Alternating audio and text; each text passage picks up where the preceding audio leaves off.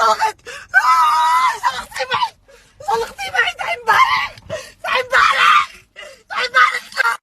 1000 مليون مبروك، مبروك مبروك. والله العظيم قلبي فرحان، قلبي فرحان لانه الله بده يصلي. 1000 مليون مبروك. انتشر مقطع فيديو على موقع الفيديوهات القصيرة انستجرام انهيار البلوجر السورية لما الأصيل بسبب زواج طليقها بأخرى، حسبما زعمت خلال مقطع الفيديو وهي بتصرخ باكية.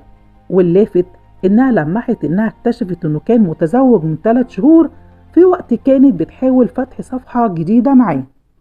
تداول رواد مواقع التواصل الاجتماعي مقطع الفيديو اللي وثق انهيار لما الأصيل بعد انتشار خبر زواج طليقها باسل خير، واللي نشر عبر صفحتها على الانستجرام لتقوم بحذفه، ولكن بعد فوات الأوان، حيث إنه قد تم تداوله على العديد من صفحات مستخدمي مواقع التواصل الاجتماعي.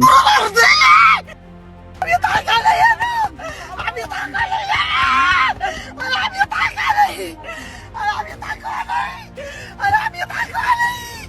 والله لا خلي ما يشتري، الله يلعنكم.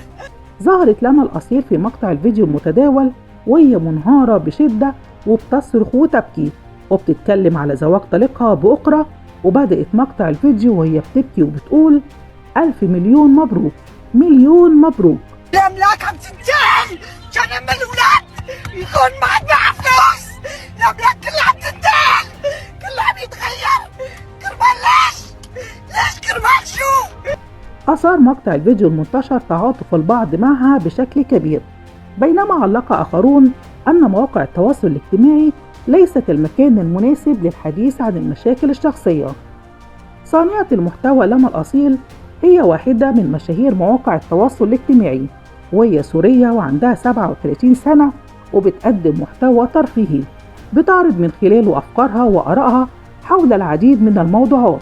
هي بتتمتع بخفة ظل وأفكار خارجة عن المألوف وبتعبر عن رأيها ببساطة. بتعيش لما في أمريكا وقررت منذ فترة أن تحصل على الطلاق من باسل دون كشف أي أسباب، حتى بدأت الشائعات تطالها من زوجها إنها تريد أخذ نصف أملاكه. طليق لما الأصيل اسمه باسل خير، وكان أغلب ظهوره على منصات التواصل من خلال مقاطع الفيديو اللي بتقدمها لما الأصيل عبر حساباتها. تزوج الثنائي في عام 2011 واتطلقوا حسب العديد من المواقع في العام الجاري بعد أخبار متداولة عن العديد من الخلافات بينهم. يأتي الطلاق بعد زواج استمر نحو 12 عام ونتج عنه طفلين.